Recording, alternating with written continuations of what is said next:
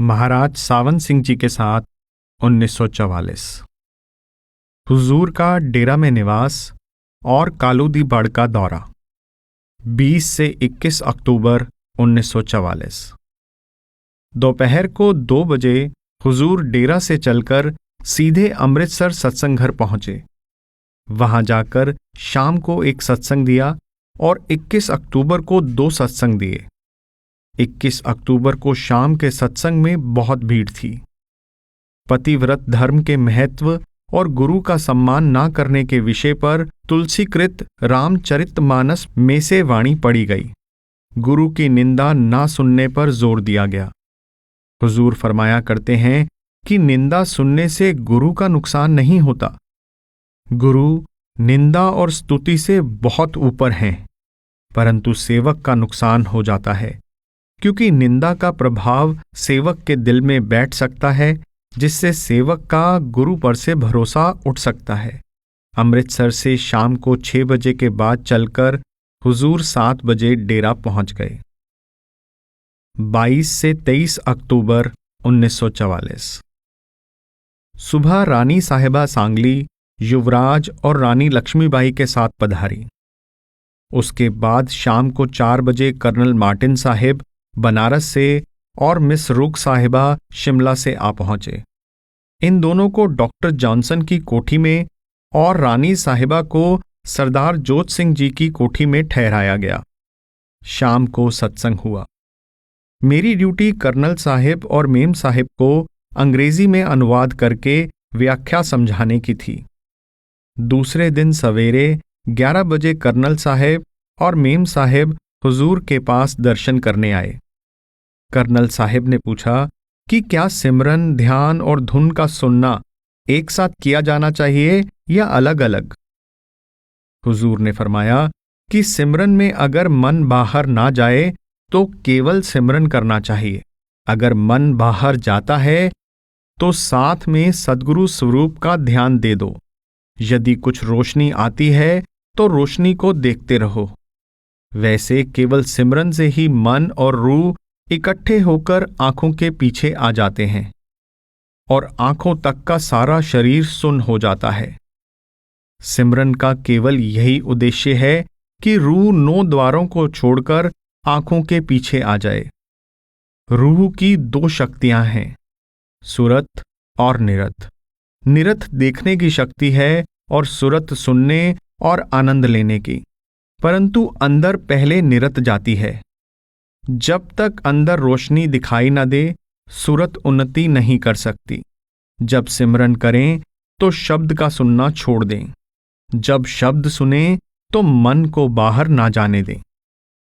एक व्यक्ति ने लिखा कि मेरी पत्नी और 2 बच्चे मेरे ससुराल वालों के पास हैं, वे उनको नहीं भेजते। जवाब दिया गया कि महंगाई का समय है, शुक्र करो तुम्हारे बीवी और बच्चों का बोझ तुम पर नहीं है। बच्चे बड़े होकर कहाँ जाएंगे, तुम्हारे ही कहलाएंगे। 26 अक्टूबर 1944। एक व्यक्ति ने पूछा कि सद्गुरु के स्वरूप का ध्यान कैसे किया जाए, खड़े का या बैठे का। हुजूर ने फरमाया कि सत्संग में जैसे बैठे होते हैं वैसे ध्यान करो। ध्यान से सिमरन पक जाता है। आज शाम के सत्संग में कबीर साखी संग्रह में से मूर्ति पूजन और सिमरन के अंग लिए गए। कबीर साहिब ने मूर्ति पूजन का खंडन किया है। अपने शरीर में परमात्मा को ना तलाश करना, बल्कि अपने बनाए हुए पत्थर को परमात्मा मानना ना समझी है। वैसा ही हाल किताबों की पूजा और तीर्थों का है।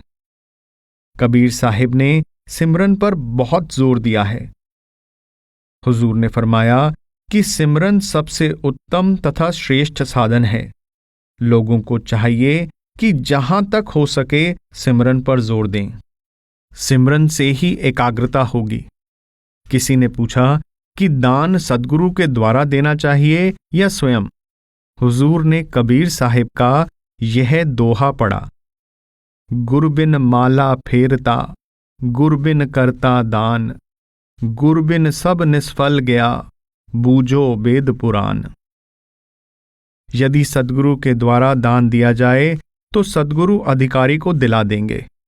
यदि स्वयं किसी अनाधिकारी को दान दिया गया तो उसका पाप भी है, जैसे कसाई को दान देना, शराबी को दान देना, जो जाकर और शराब पी लेगा इत्यादि। अगर दान देना हो तो दान के अधिकारी को दें और फल की आशा ना रखें। स्वर्गीय राय साहिब लाला हरनारायण द्वारा सुनाई गई एक कहानी याद आ गई।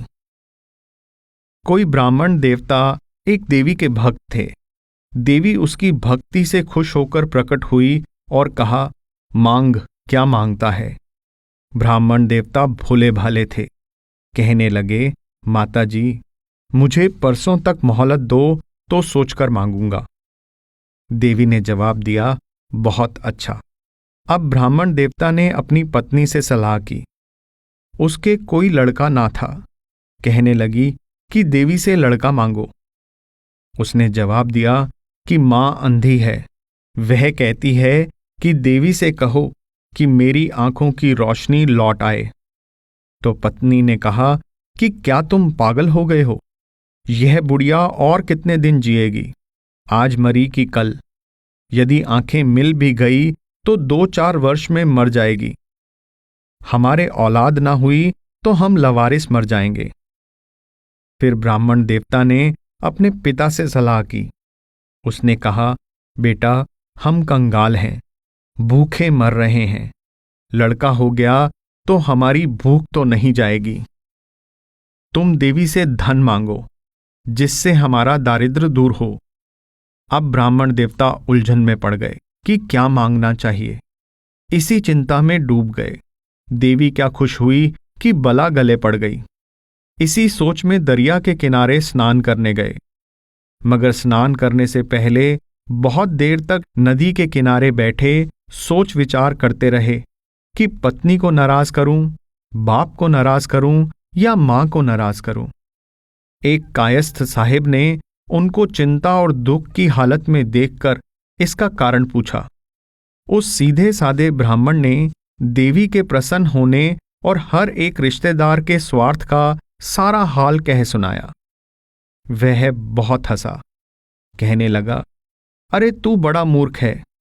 तू देवी से कहे कि मेरी मां अपने पोते को सोने के कटोरे में दूध पीता देखे। ब्राह्मण बहुत खुश हुआ और खुशी खुशी उस समय की प्रतीक्षा करने लगा कि देवी कब प्रकट हो। निश्चित समय पर देवी ने दर्शन दिए और पूछा, अब बताओ क्या मांगते हो?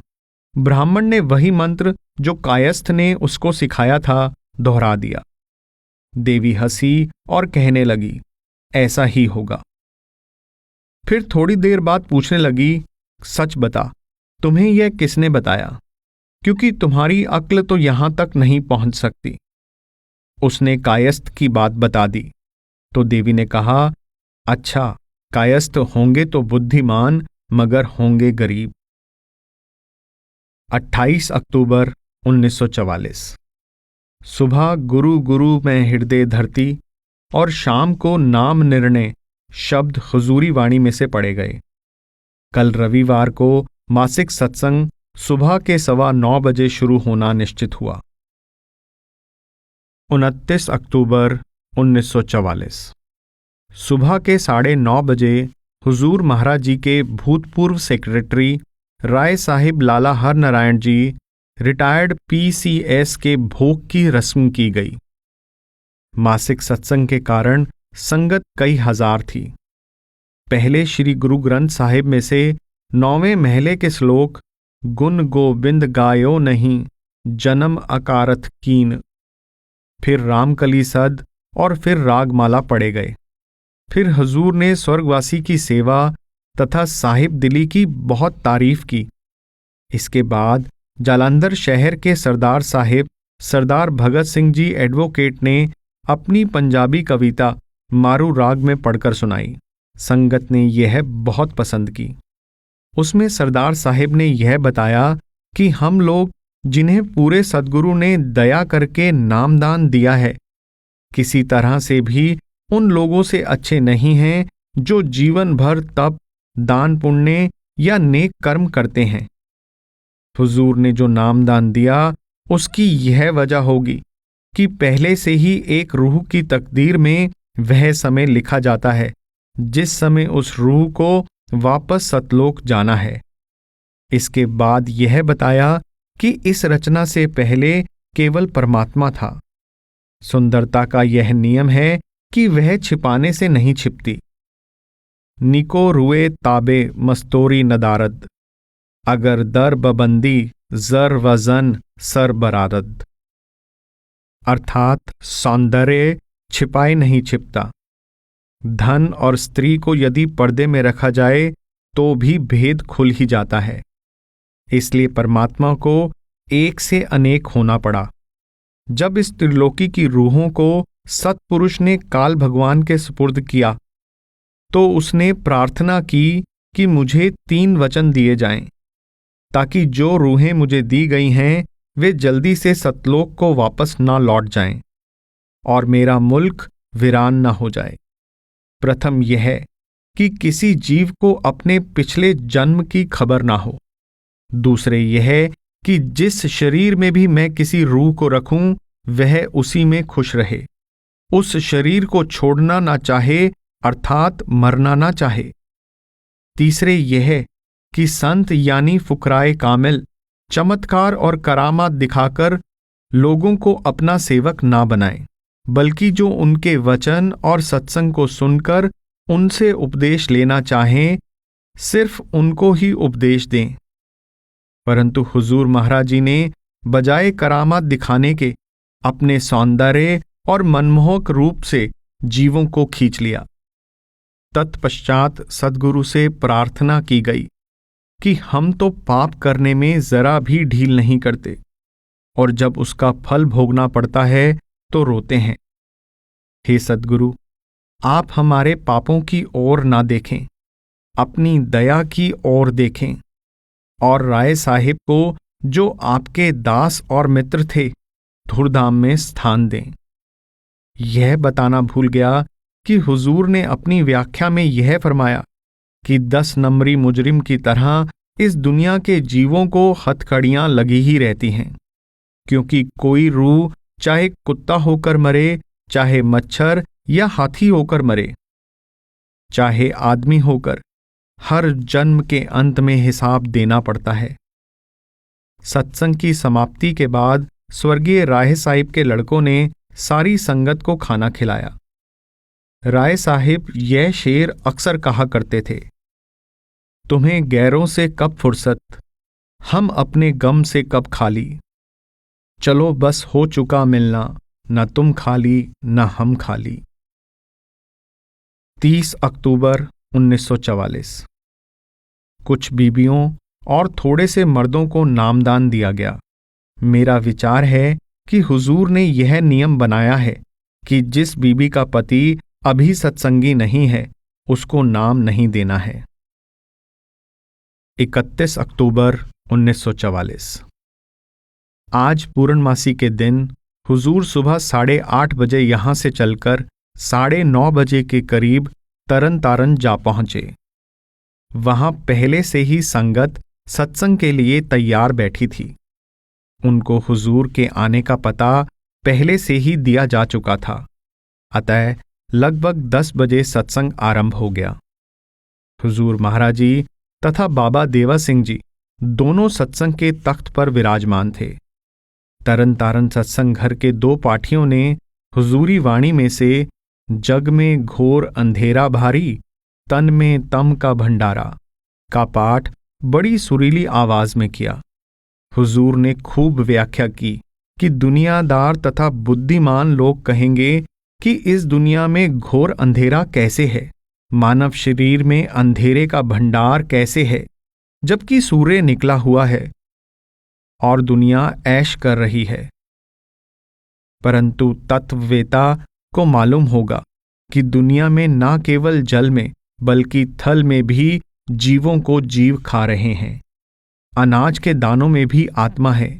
यदि रूह न होती तो दाना कैसे उगता? अगर दाने को भून कर बोएं तो क्यों नहीं उगता?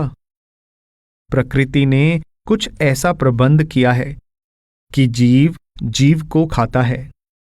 जहां ऐसा कानून हो वहां अमन चैन कैसे हो सकता है? इसलिए संतों ने कहा है कि तुम इस जुल्म और सितम के मुल्क को ही छोड़ दो। आलोचक कहता है कि जब प्रकृति का नियम ही ऐसा है कि जीव जीव को खाए, तो मांस खाने से क्यों मना किया जाता है? इसका जवाब यह है कि तत्वों के अनुसार प्रत्येक जीव की अलग अलग कदर और कीमत है। एक आदमी को मारने का जो पाप है वह घोड़े को मारने का नहीं है। जो घोड़े को मारने का पाप है वह एक मुर्गी की जान लेने का नहीं है। जो मुर्गी को मारने का है वह एक कीड़े को मारने का नहीं है, और जो कीड़े को मारने का पाप है वह एक बैंगन या खरबूजे को तोड़ने का नहीं है। इसलिए महात्माओं ने कहा है कि तुम कम से कम पाप का बोझ उठाकर इस दुनिया में निर्वाह करो और इस 84 लाख योनियों की भूल भुलैया से निकल जाओ। मनुष्य शरीर में ही तुम्हें यह अवसर मिला है कि अपनी रूह को ऊंचे रूहानी मंडलों में ले जाओ। यदि इस अवसर को खो दोगे तो फिर मरकर नरकों या 84 लाख योनियों में चले जाओगे। तुम जानते ही नहीं कि यह देश तुम्हारा देश नहीं है। यह देश तो काल और माया का देश है।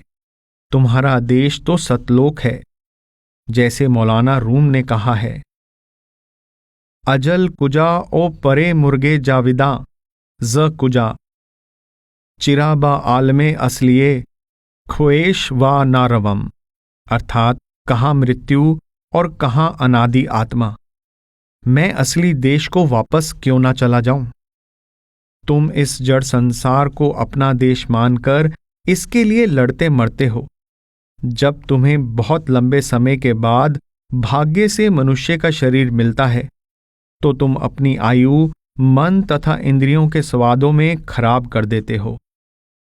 हुजूर ने फरमाया कि आम नियम तो यह है कि पेड़ों की योनि से उन्नति करती हुई रूह कीड़ों मकोड़ों, परिंदों तथा हैवानों की योनि में से गुजरकर मनुष्य शरीर में आए, परंतु जो पूर्ण महात्मा होते हैं उनके पास नाम की अपार शक्ति होती है।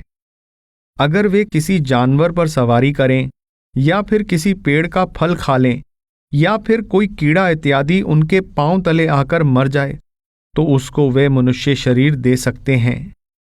बिना पूर्ण सद्गुरु तथा सुरत शब्द योग के कोई भी इस आवागमन के चक्कर से मुक्ति प्राप्त नहीं कर सकता।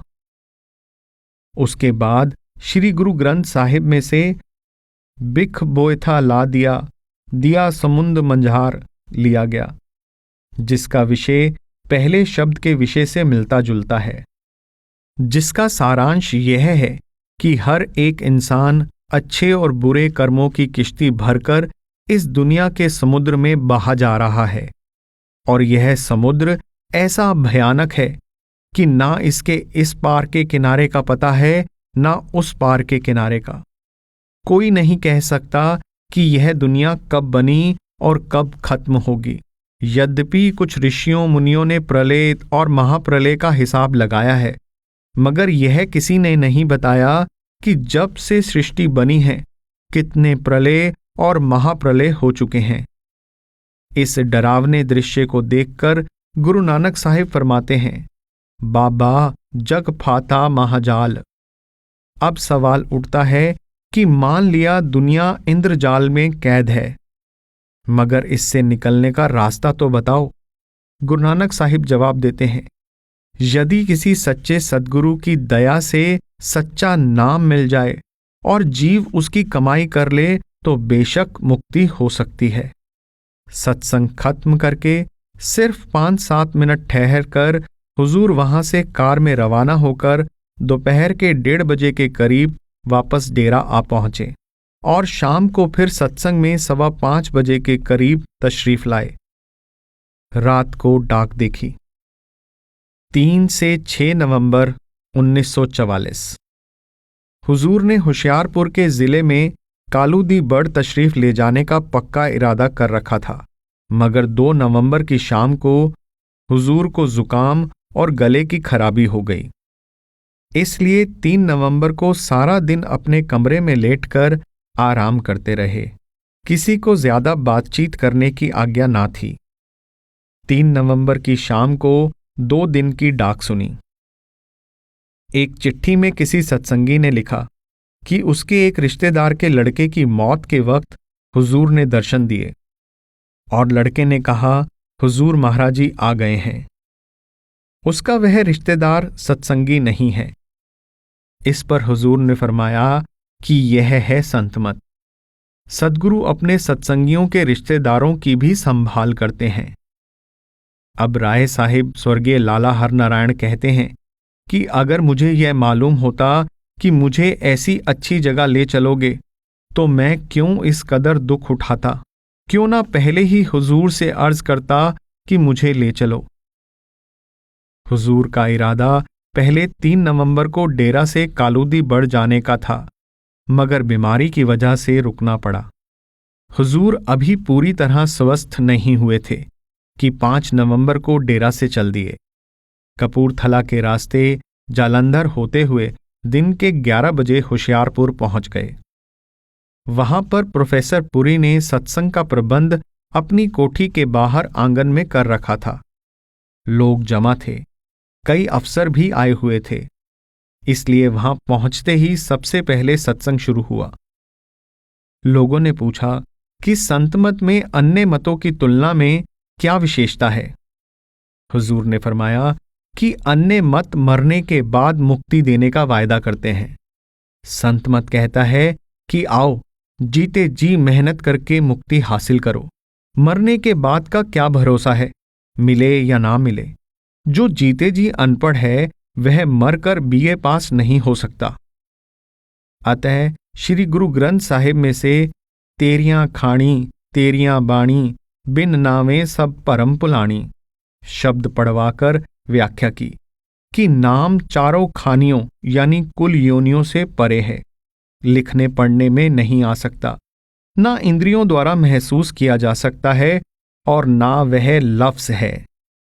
अगर वह लफ्ज होता तो गुरु के पास जाने की जरूरत ही ना होती। मजहबी किताबों में परमात्मा के हजारों नाम दर्ज हैं, उनमें से किसी को लेकर रटते रहिए। ये नाम नहीं, नाम कठिन विषय है और सूर्यलोक और चंद्रलोक से परे जाने से ही मिलता है। बिना नाम मुक्ति नहीं। नाम की कमाई से जीते जी मुक्ति हासिल हो सकती है।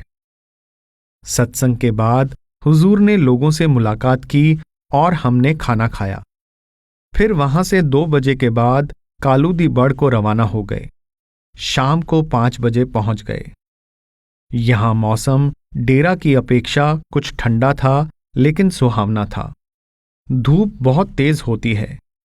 दिन को 11 बजे से लेकर शाम को 4 बजे तक तो धूप तेज लगती है, लेकिन उससे आगे पीछे मौसम खुशगवार होता है और सेहत अच्छी रहती है।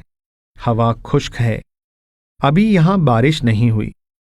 हां, रात को हवा खूब जोर से पश्चिम की ओर से चलती रही, जिसकी वजह से सब दरवाजे और खिड़कियां अच्छी तरह बंद करने पड़े। यहां इस बार लोगों की पहले जैसी भीड़ नहीं थी। बड़ी शांति और खामोशी का समय है। काम की भरमार नहीं है। जिंदगी आराम से गुजर रही है। हुजूर की तबीयत अभी पूरी तरह से ठीक नहीं हुई है। खांसी, गला खराब और जुकाम सता रहे हैं।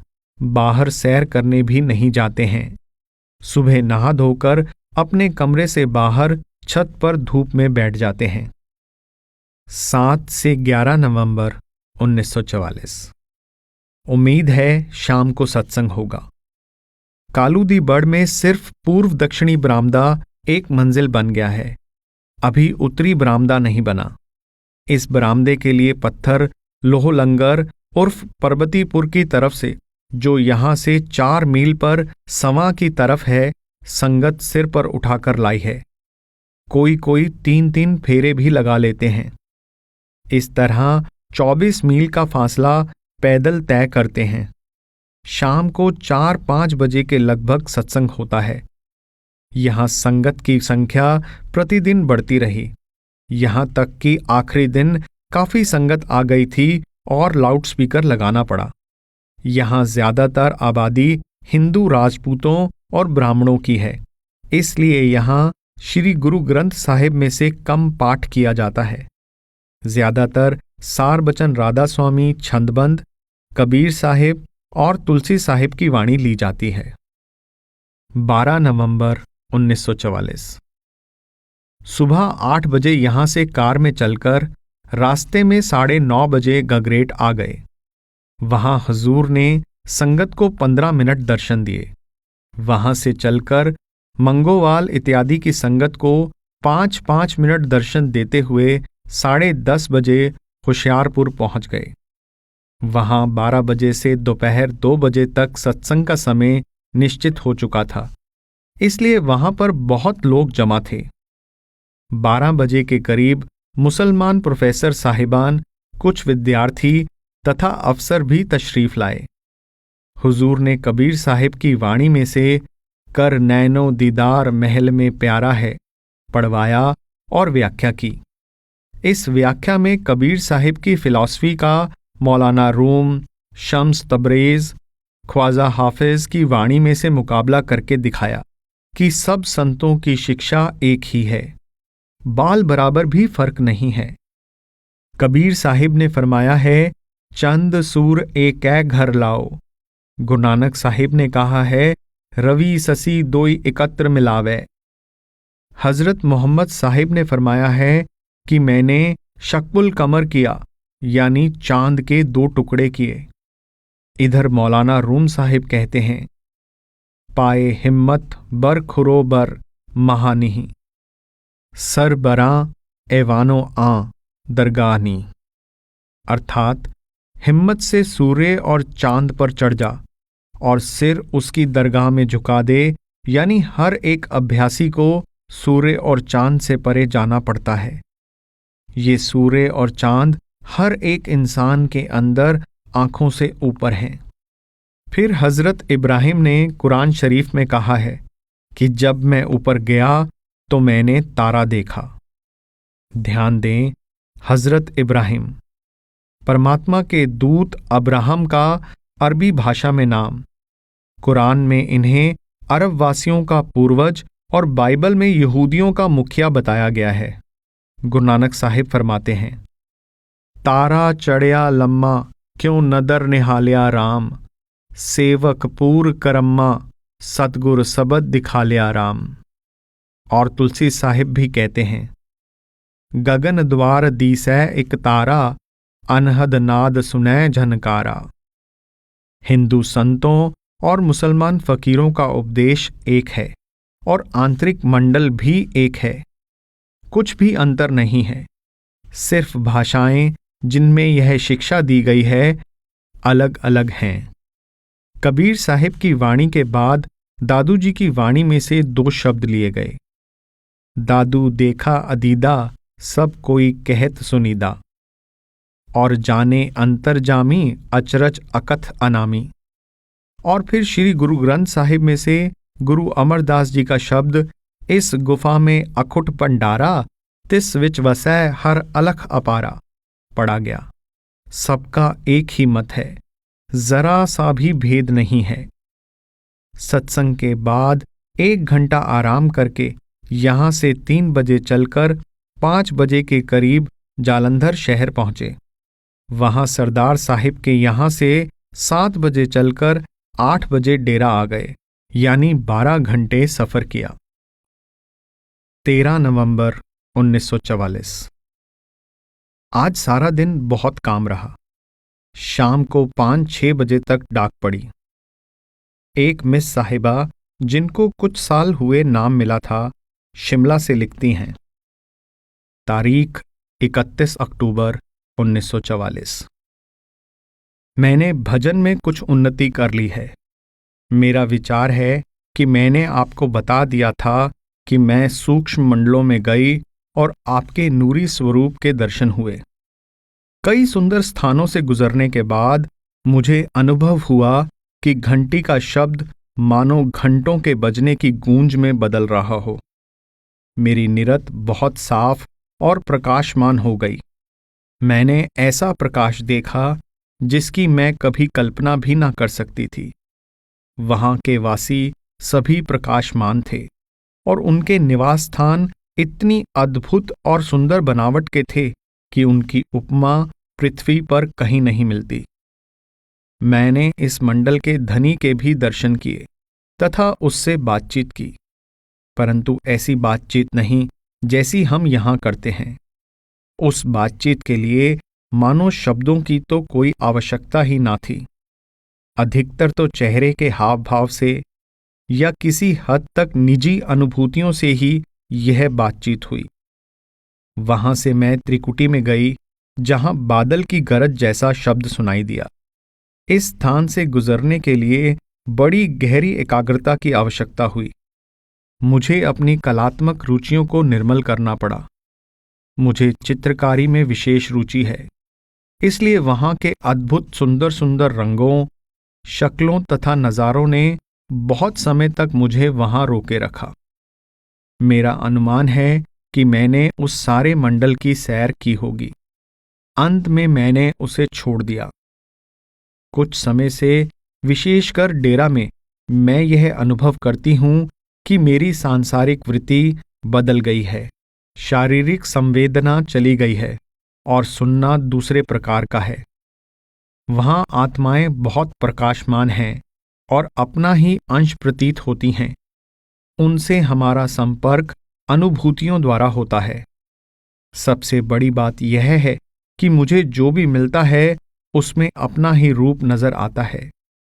यह बात मैं उस समय भी अनुभव करती हूं जब मैं अपने शरीर में वापस आ जाती हूं और अपने प्यारे पिता सद्गुरु के साथ होती हूं। बात तो यह है कि जिस अलौकिक प्रेम को मैं खोज रही थी, उसका रहस्य अब मुझ पर खुलता जा रहा है। मैं अपने इस तुच्छ प्रेम को आपके चरणों में अर्पित करती हूं। प्यारे सद्गुरु, कई बार मैं महासुन तक पहुंची हूं, परंतु अब भी मैं डरती हूं। कृपया मुझे बल दें। मेरी एकाग्रता जैसी यहां होती है उससे कहीं अधिक होनी चाहिए। मैं जल की तरह निर्बल हूं, सदैव अंधकार से डरती रहती हूं। आपको ही कुछ करना होगा। आज एक और चिट्ठी मांटगुमरी से लालाजी की आई है, जिसमें लिखा है, पहले मुझे हुजूर महाराज जी कभी कभी दर्शन दिया करते थे, मगर पिछले आसोज कार्तिक के सोमवार और मंगलवार के बीच की रात को सपने में मैं एक ऐसी जगह गया जहां हुजूर सत्संग कर रहे थे। हुजूर के एक तरफ गुरु नानक साहिब और दूसरी तरफ हुजूर स्वामी जी महाराज विराजमान थे। एक व्यक्ति ने खड़े होकर पूछा कि गुरु नानक साहिब और स्वामी जी महाराज सत्संग क्यों नहीं करते? तो हुजूर ने जवाब दिया, इनका टाइम हो चुका है। फिर मुझे फरमाया कि अब गृहस्थ ना भोगो। इसके बाद शब्द इतनी जोर से सुनाई देता है कि मुझसे सहन नहीं होता। आप कृपा करके इसको बंद कर दें, अभी बाल बच्चों का काम करना है, इत्यादि। सिकंदरपुर और पिसावा की यात्रा 15 नवंबर 1944। आज बुधवार को डेरा से 8:30 बजे सिरसा की ओर रवाना हुए। रास्ते में जगह जगह दर्शन के अभिलाषी लोग खड़े थे। आज अगहन यानी मार्गशीर्ष महीने की संक्रांति थी, इसलिए लोग हुजूर महाराज जी के मुखारबिंद से नए महीने का नाम सुनने और दर्शन करने के लिए बेचैन थे। हुजूर ने भी इस बात को पसंद किया, इसलिए नहीं कि उनको इसमें अपनी मान बढ़ाई का ख्याल था, बल्कि लोगों के फायदे के ख्याल से। जैसा कि उन्होंने कहा है कि इन लोगों को फायदा होता है। साई कड़ी सुलखणी सिमरत हर नाम। 1 घंटे में जालंधर शहर पहुंचे। वहां कुछ देर ठहर कर रास्ते में जालंधर छावनी, फगवाड़ा, गुराया, फिल्लौर और लुधियाना की संगत के लिए रुके। फिर जगराव में भी बहुत सी संगत मौजूद थी। वहां से डॉक्टर प्रेमनाथ जी से मिलने पहले मोगा गए। डॉक्टर साहेब, इसमें बामुसम्मा है। इसमें बामुसम्मा यानी यथा नाम तथा गुण। बड़े प्रेम भाव से मिलते हैं और मिलकर खुश होते हैं। उनके अस्पताल से चलकर हुजूर अपने रिश्तेदार कप्तान सरदार बहादुर लाल सिंह की कोठी पर तशरीफ ले गए। वहां 1 घंटा ठहरे। फिर वहां से बागा पुराना, सराय नांगा, मुक्तसर होते हुए 12:30 के करीब मुक्तसर से परे नहर के किनारे पेड़ों की छाया में हम सबने खाना खाया। सरदार साहिब ने जालंधर में कुछ मिठाई बांध दी थी, वह भी सबने खाई। खाना खाकर रवाना हुए।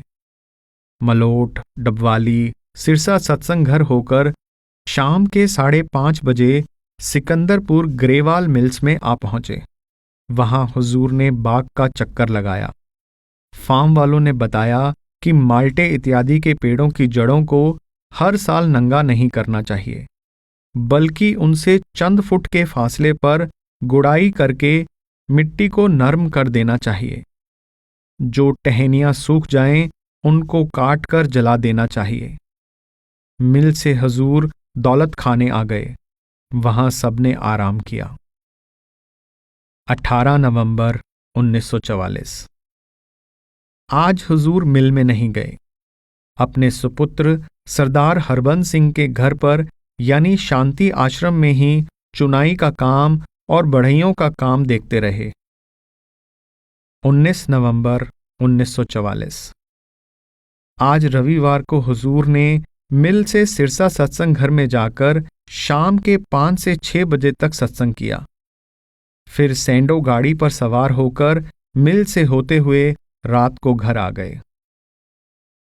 21 नवंबर 1944। रात को खाना खाने के बाद सत्संग शुरू हुआ और रात के 12 बजे समाप्त हुआ।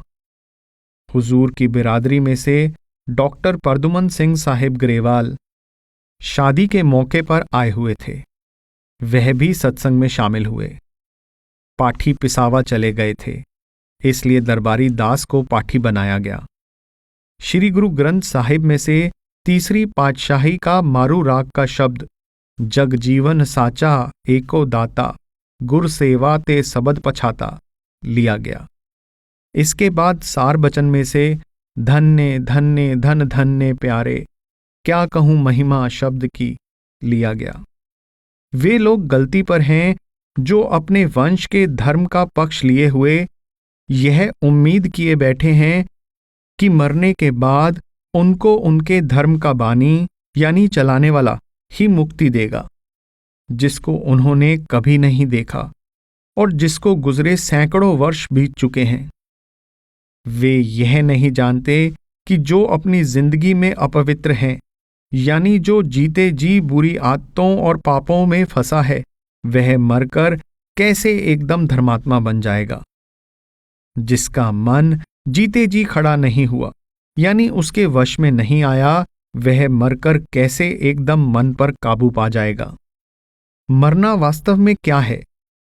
सिर्फ यह स्थूल शरीर उतर जाता है, बाकी सब कुछ ज्यों का त्यों रहता है। वही रूह, वही मन और वही स्वभाव।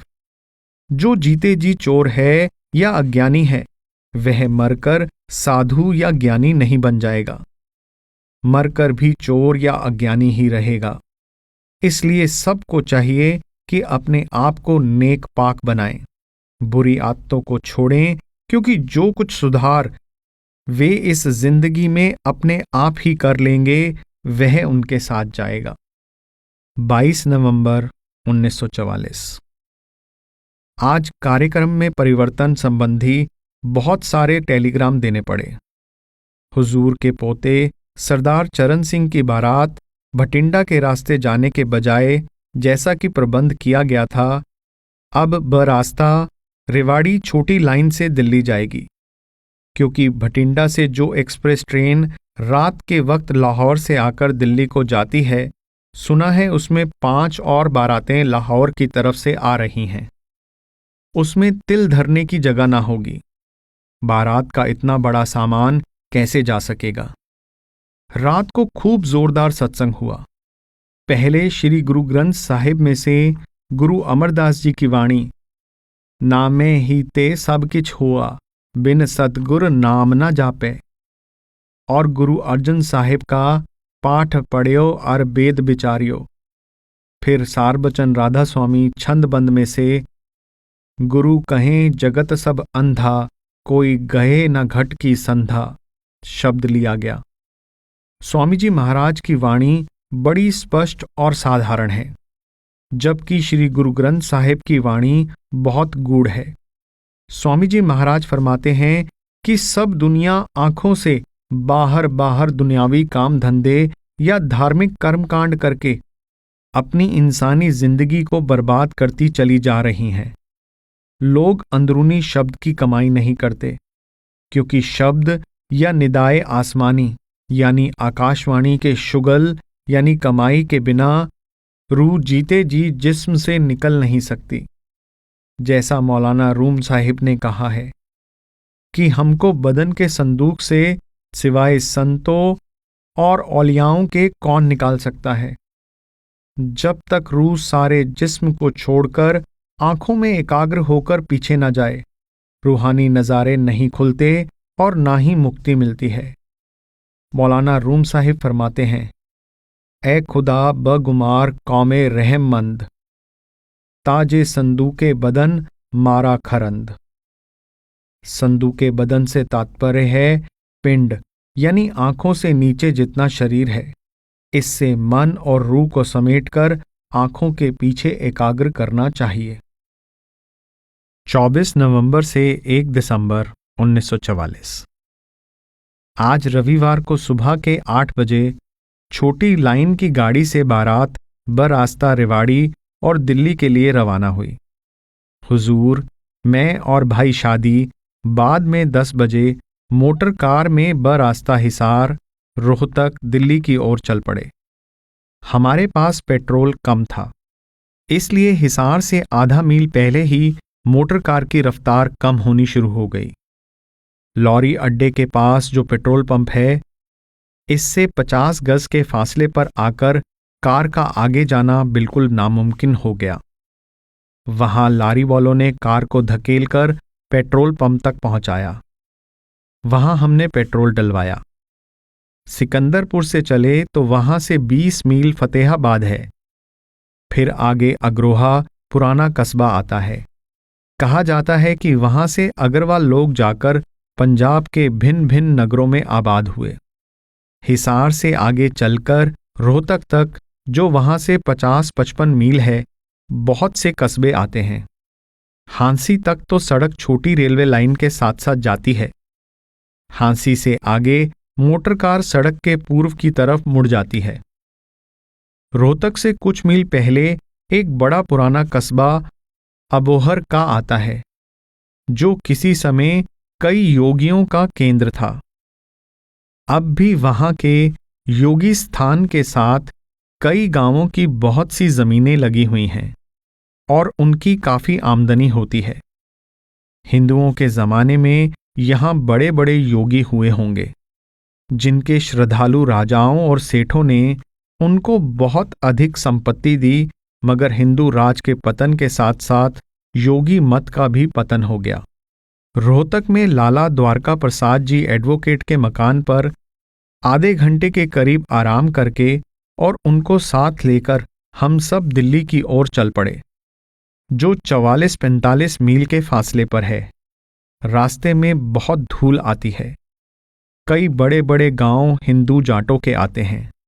उनमें से सांपला, जहां पहले तहसील का सदर मुकाम था, बड़ा कस्बा है, जिसके लिए स्वर्गीय राय साहेब जी यह शेर अक्सर फरमाया करते थे, नागपुर में क्या रखा है, क्या यहां है तोड़ा सांप का, चल तुझे ले दूं सांपले से एक जोड़ा सांप का। इससे परे बहादुरगढ़ का कस्बा है। इस इलाके में नहर की वजह से खेतों में हरियाली और खुशहाली है। जैसे किसी वागड़ के शायर ने कहा है, आचल देख बाग में कैसी बहार है, एक और बाजरा एक और जवार है। इसके बाद बहुत सा गन्ना खड़ा देखने में आया। एक नई नहर भी झज्जर के इलाके की सिंचाई करने के लिए निकाली गई है। रास्ते में एक बड़ा भारी एरोड्रोम यानी हवाई अड्डा भी देखा। आगे दिल्ली से 3-4 मील दूर सड़क से बाएं हाथ को बाबा गरीबदास जी का स्थान आता है। दिल्ली हम 3 बजे बाद दोपहर पहुंच गए। बारात सामान के साथ रात के 8:30 बजे नंबर 7 दरियागंज में आ पहुंची, जहां हम ठहरे हुए थे। हुजूर ने बारात के खाने पीने और सोने का इंतजाम बहुत अच्छे से किया हुआ था। पूरी के साथ 3-4 साग भाजी थी, दही था। वहां से बारात तो सुबह के 8 बजे दिल्ली रेलवे स्टेशन चली गई, क्योंकि वहां से सोमना खुर्जा के लिए 10 बजे गाड़ी चलती थी। बारात के लिए 2 गाड़ियां बुक की थी। वहां के रेलवे रिफ्रेशमेंट रूम के फर्स्ट क्लास में सबके लिए चाय का इंतजाम भी फर्स्ट क्लास था। हुजूर महाराज जी सुबह के 11 बजे दरियागंज से कार में रवाना होकर गाजियाबाद से होते हुए, जहां नहर गंगा दिल्ली कलकत्ता सड़क को काटती है, वहां बुलंदशहर की संगत को दर्शन देने के लिए ठहर गए। वहां डाक बंगला नहर के पास कई हजार आदमी जमा थे।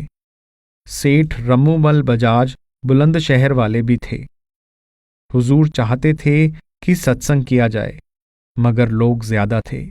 लाउडस्पीकर के बिना सत्संग करना मुमकिन नहीं था। इसलिए वहां सिर्फ दर्शन देकर हुजूर कार में सोमना की तरफ रवाना हो गए, जो वहां से 35 मील बताया गया था, जहां से बुलंदशहर सिर्फ 1.5 मील है और खुर्जा शहर भी सिर्फ 1 मील पर है। हम मेन रोड से खुर्जा शहर को मुड़ गए। खुर्जा शहर में से निकलकर फिर बाएं हाथ को मेन रोड पर आ गए। वहां उस्मानपुर के सामने सड़क पर बहुत से जाट सत्संगी मौजूद थे। बड़ी भारी भीड़ थी। हुजूर ने कार से उतरकर उनके बीच आकर दर्शन दिए। वहां से चलकर सोमना स्टेशन पर पहुंचे तो बारात वहां 3 कारों, लॉरी और इक्को में पिसावा को रवाना हो रही थी, जो सोमना से 14 मील पक्की सड़क के रास्ते पर है। रास्ते में हुजूर की कार को आगे करके सब चल पड़े। यहां भी धूल बहुत थी। पिसावा से आधे मील पर बाग के पास हुजूर ने बाकी सवारियों का इंतजार करने के लिए कार को रोक लिया। इतने में बाकी गाड़ियां भी आ गई। वहां मेहता ब्रदर्स और दूसरे लोगों ने बारात के फोटो लिए। जब वहां से रवाना हुए तो देखते हैं कि राव बहादुर शिव देहान सिंह जी, यानी दुल्हन के पिता, एक साथी के साथ हाथी पर सवार होकर बारात को लेने आ रहे हैं। उन्होंने हाथी से उतरकर हुजूर को माथा टेका। हाथी पर से पीछे दुम की तरफ से उतरते हैं। दुम के नीचे से रस्से हौदज यानी काठी काठी को ठहराने के लिए बंधे होते हैं। उनको पकड़कर उतर आते हैं और इसी तरह चढ़ जाते हैं। सारी बारात बड़ी हवेली में आकर रुकी, जहां बारात को ठहराने का बहुत खास प्रबंध किया गया था।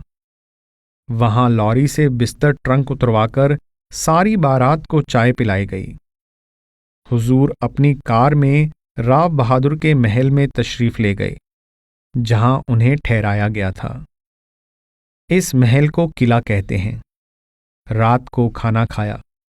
अगले दिन सुबह 7:30 बजे आनंद कारज का समय निश्चित था। 7:30 बजे सारी संगत राव बहादुर के जनाना हरम सराय में जमा हो गई। पहले हुजूर ने श्री गुरु ग्रंथ साहिब में से एक शब्द का अर्थ किया।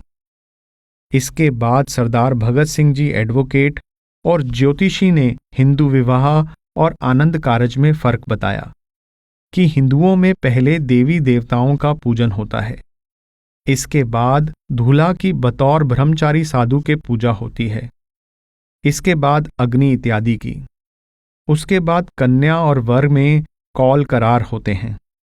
जब कौल करार पूरे हो जाते हैं तो कन्या जो पहले वर के दाएं हाथ को बैठी होती है, बाएं हाथ की ओर आ बैठती है। फिर अग्नि के गिर्द फेरे लिए जाते हैं। चौथी लाव में विवाह संपन्न हो जाता है। यह कार्यवाही अग्नि देवता और दूसरे देवताओं को साक्षी मानकर की जाती है।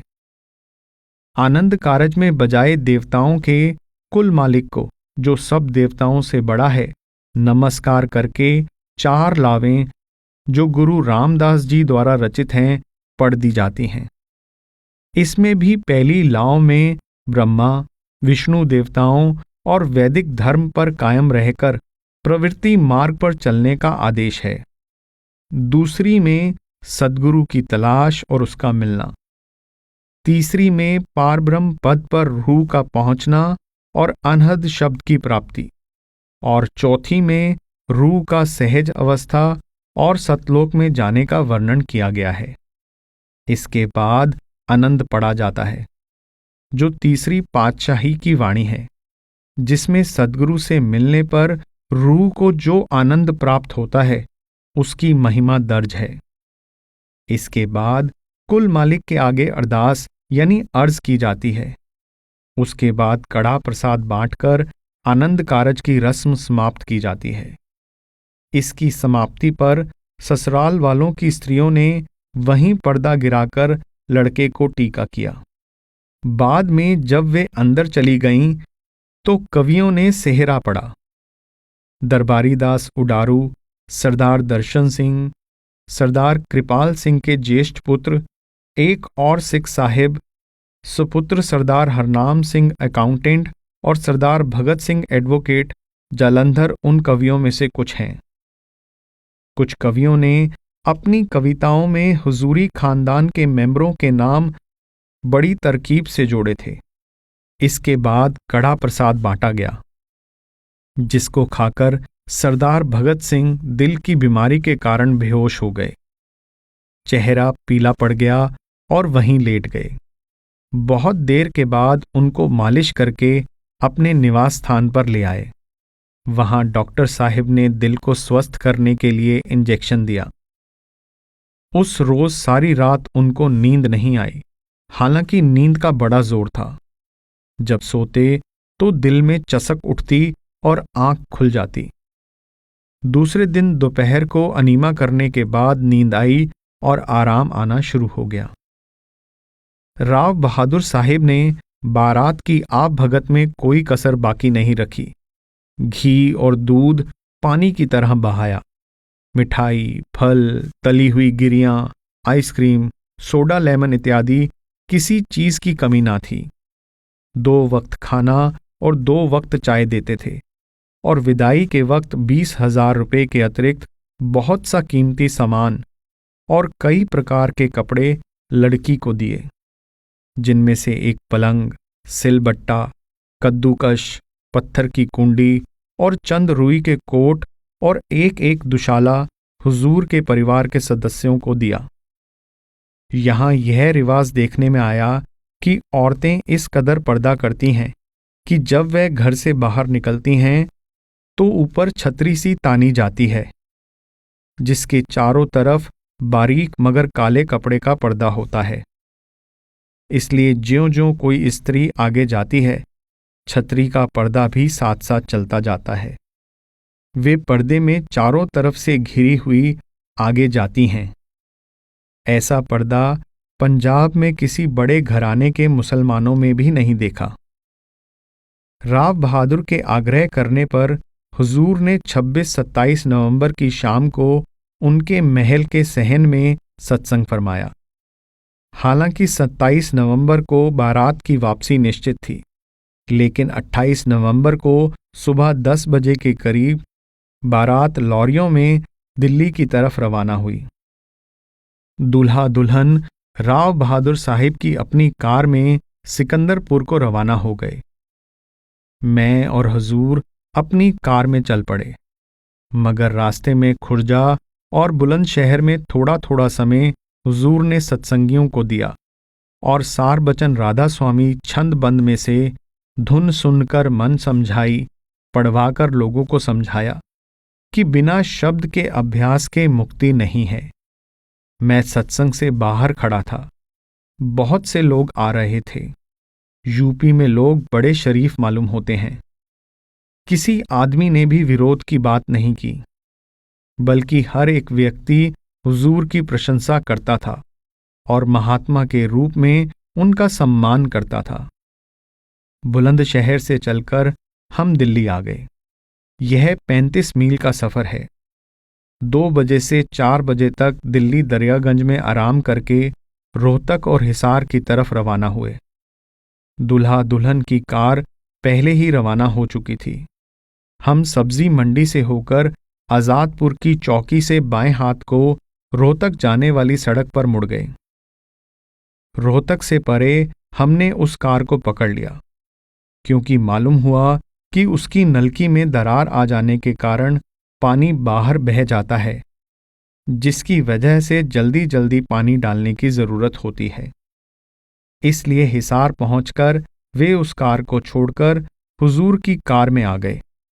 मैं और भाई शादी हिसार रह गए ताकि इस कार की दूसरे दिन मरम्मत करवाकर ले आएं। बाकी पार्टी सिकंदरपुर चली गई। हम दूसरे रोज 4-5 बजे कार लेकर सिकंदरपुर पहुंच गए। 1 दिसंबर को हुजूर महाराज जी सिरसा में किसी के घर आनंद कारज कराने तशरीफ ले गए। मैं हिसार चला गया।